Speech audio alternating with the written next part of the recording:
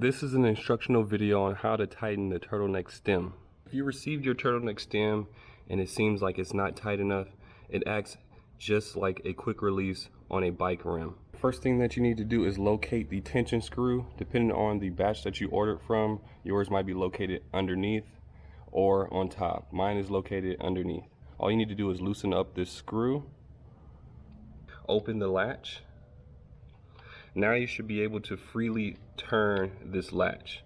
In order to tighten it, all you need to do is turn it clockwise, one full rotation, and that should do the trick.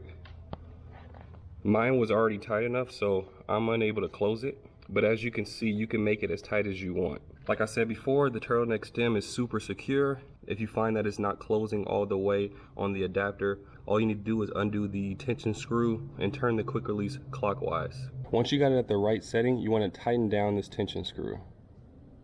You want to test it out before you ride it, but it should be super secure at this point.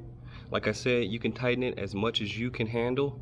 You don't want to tighten it too much because then you won't be able to close the stem. So that's going to do it for the instructional video on how to tighten the turtleneck stem.